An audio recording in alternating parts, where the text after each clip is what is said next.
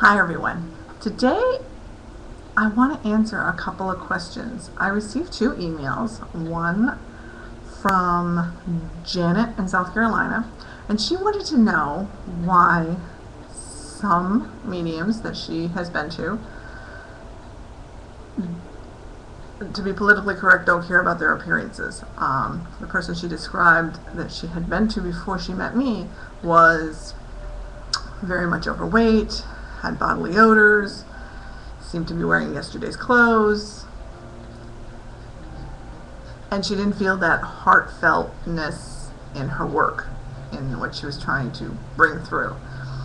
Not that she wasn't good, she just didn't resonate with this person.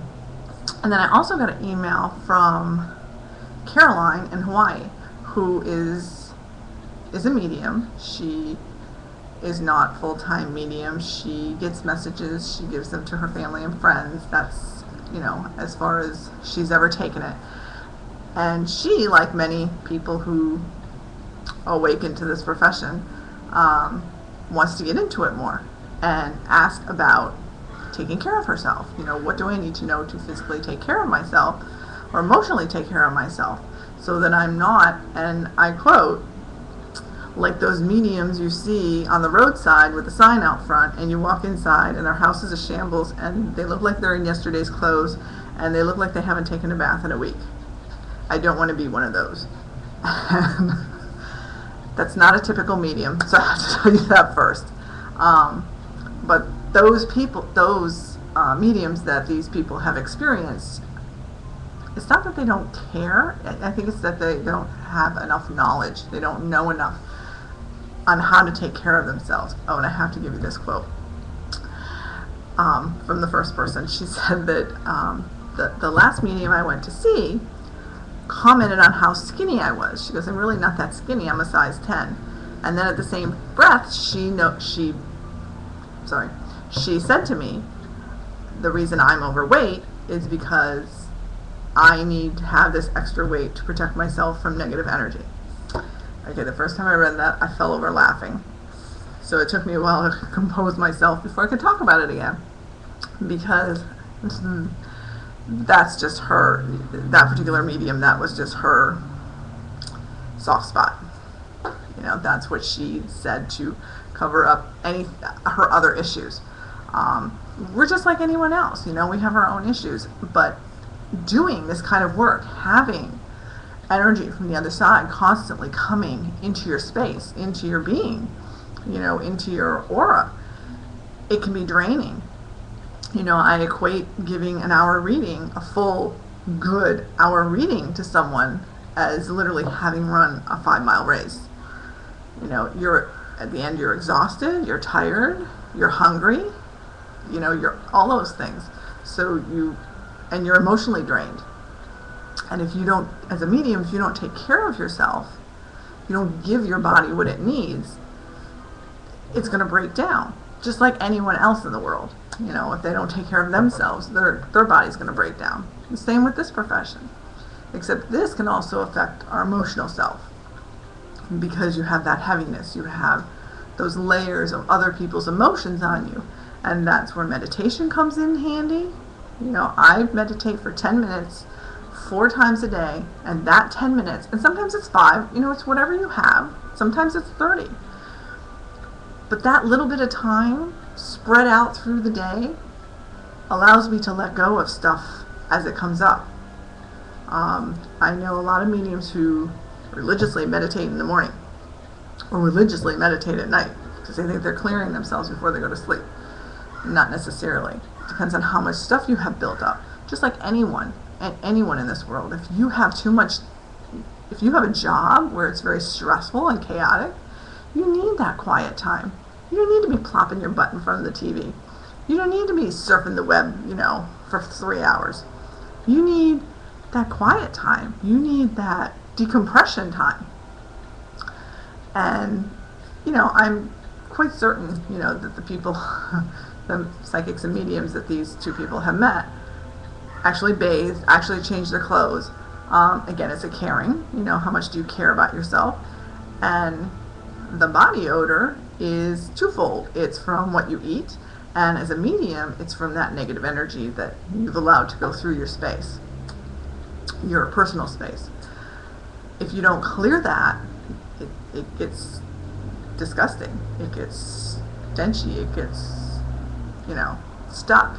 However, on the same token, that can also be a sign for that person that there's a medical problem, that there's something going on in that person's body. And maybe this person that you saw knows that. They just don't know how to deal with it. Or they've been told how to deal with it, but, sometimes we like to stick our head in the sand. So, don't judge a book by its cover. If she was good and she gave you the information you needed, that's good. And, if you don't want to go see her in person, do it over the phone. You don't have to physically look at her or smell her or whatever. I know from my personal experience that if I do not take the time to take care of myself, this is where a lot of healers get lost. We always think we have to be doing, we have to be helping, we have to be doing something. And for us to take downtime, for us to take a nap in the middle of the day, for us to, meditate for 20 minutes, sometimes we feel like that's being selfish, that we should be out there doing. God put us here to help people, so let me go help people. Well, you can't help people if you don't have the energy to help people. And I learned this the hard way. And